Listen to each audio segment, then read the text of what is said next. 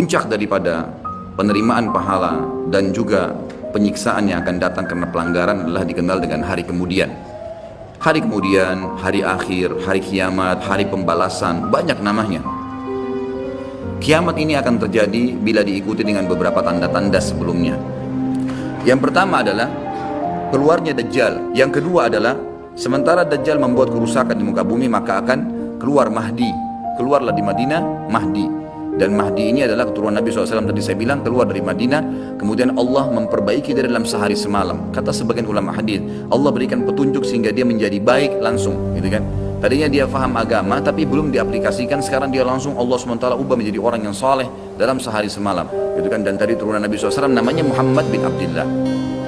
Maka dia pun akhirnya didatangi oleh orang-orang yang pada saat itu sudah tahu tentang keluarnya Dajjal, sudah informasi menyebar. Maka mereka juga sudah tahu ada orang yang akan membentuk pasukan dari Madinah namanya Muhammad bin Abdullah. Lalu mereka carilah keturunan Nabi SAW itu, lalu ditemukan. Lalu mereka mengatakan, engkau lah yang telah ditunjuk oleh Nabi SAW.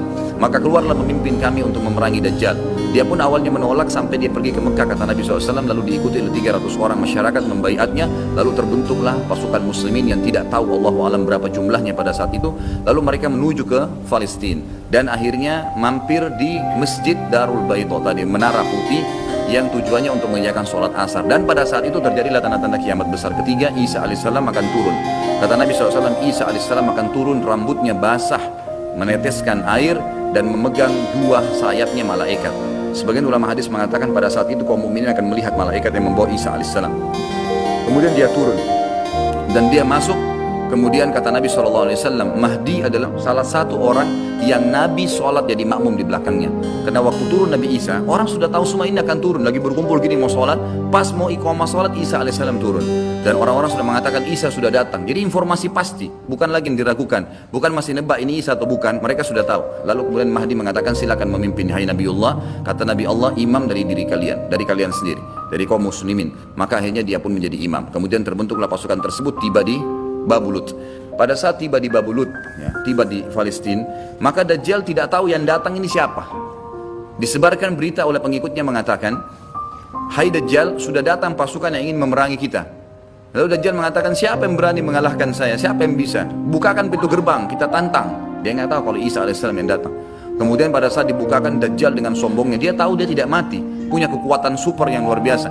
Begitu dibuka pintu gerbang, dia sengaja nunggu di pintu gerbang untuk menunjukkan, mendemonstrasikan kemampuannya di depan para pengikutnya. Ternyata waktu dibuka pintu gerbang, Isa alaihissalam di depan pasukan muslimin. Dan akhirnya begitu melihat Isa, dia coba melarikan diri dan badannya meleleh seperti melelehnya lilin, gitu kan? Jalan terus meleleh sampai akhirnya Isa alaihissalam mengejarnya sambil mengatakan, wahai musuh Allah, sudah saatnya kau mati. Diletakkan di tanah, ditekan oleh Isa alaihissalam, lalu kemudian ditombak di antara dua matanya dengan tombak emas, dan akhirnya membuat Dajjal mati. Maka pada saat itu selesailah urusan orang-orang Yahudi ini, dan Isa alaihissalam akan memimpin di muka bumi selama, ada riwayat mengatakan 7 tahun, ada yang mengatakan 40 tahun. Membuat keadilan, dan Isa akan membunuh semua babi, menghancurkan semua salib, dan tidak ada rumah satupun, kata Nabi SAW, di muka bumi kecuali akan masuk ke dalam Islam, baik dalam keadaan mulia ataupun menolak, terhina. Jadi sudah tidak ada, seluruh muka bumi ini akan jadi Islam pada saat itu. Kemudian setelah itu, setelah Isa alaihissalam ya, datang turun kemudian memerangi Dajjal, datang tanda-tanda hari kiamat. Yang keempat adalah Ya'juj wa Ma'juj. Kata Nabi SAW, Allah berfirman kepada Isa, wahai Isa, aku akan keluarkan hamba-hambaku yang kau tidak akan mampu untuk melawannya. Maka keluarlah Ya'juj wa Ma'juj dari dua gunung yang sedang dihimpit. Dalam riwayat yang lain dikatakan bahwasanya Ya'juj wa Ma'juj setiap hari menggali gunung itu, berusaha untuk keluar. Tapi mereka pada saat tiba malam hari karena kecapean mereka istirahat, Allah Subhanahu wa taala tutup kembali gunung itu, sehingga besok mereka memulai lagi dari awal sampai nanti di saat waktunya mereka dikeluarkan oleh Allah Subhanahu wa taala. Sampai saatnya nanti mereka dikeluarkan oleh Allah Subhanahu wa taala. Jadi memang cerita tentang mereka ini akan keluar disampaikan dalam banyak riwayat.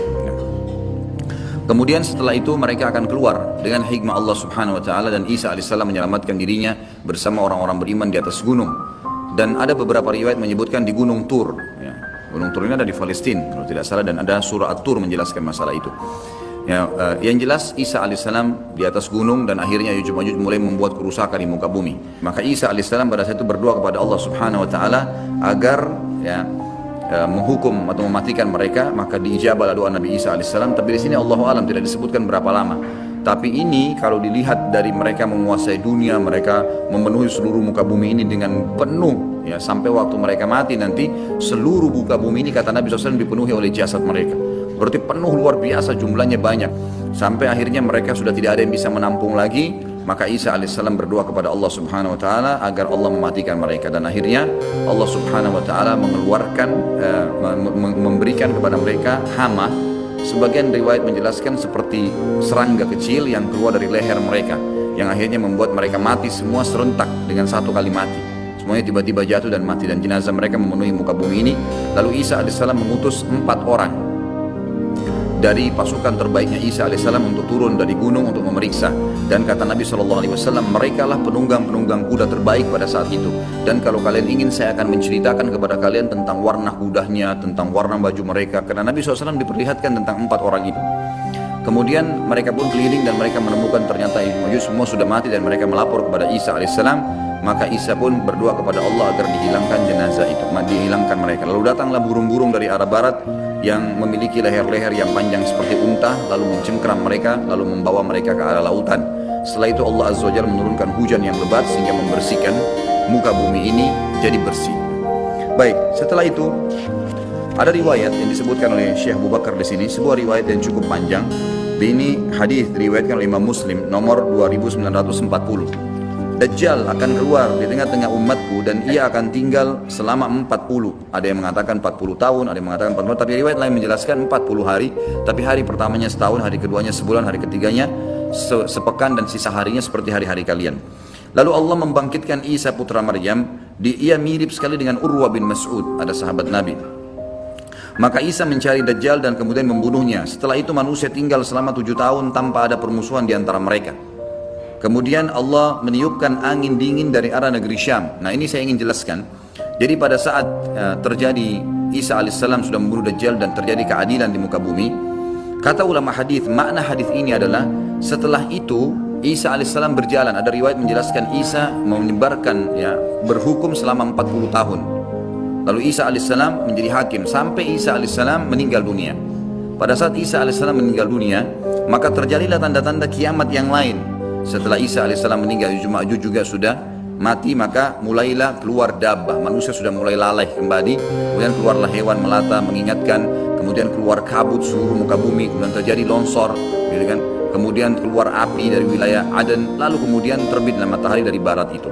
Namun ada satu dari hadis ini disebutkan, pada saat terbit matahari dari barat, di sini ada kejadian lain yang ulama sebagian masukkan ke tanda-tanda hari kiamat, sebagiannya mengatakan ini bukan, cuman pelengkap. Setelah matahari terbit dari barat, yang kata Nabi SAW, pada saat itu tidak akan lagi berguna jiwa yang meminta taubat. Dalam riwayat Bukhari dikatakan taubat akan diterima oleh Allah selama matahari belum terbit dari barat. Kata Nabi SAW dalam hadis yang saya bacakan riwayat Muslim, setelah itu manusia tinggal selama 7 tahun tanpa ada permusuhan di antara mereka. Yang dimaksud di sini adalah mereka setelah kejadian-kejadian besar, Isa alaihissalam mati, setelah 40 tahun buat keadilan, setelah Isa alaihissalam mati ada 7 tahun setelah itu lagi tambahan, jadi 47 tahun. Tapi setelah Isa meninggal 7 tahun tidak ada permusuhan di antara manusia. Kemudian Allah meniupkan angin dingin dari arah negeri Syam. Nah, ini arah angin dingin ini adalah terjadi setelah terbitnya matahari dari barat.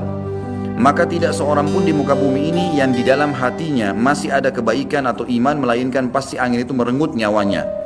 Hingga sekiranya ada seseorang di antara kalian yang bersembunyi di rongga gunung sekalipun, niscaya angin itu akan masuk dan merenggut nyawanya. Maka yang tersisa adalah manusia-manusia jahat yang tangkas bagaikan tangkasnya burung dan binatang buas. Mereka tidak mengenal kebaikan dan tidak mengingkari kemungkaran.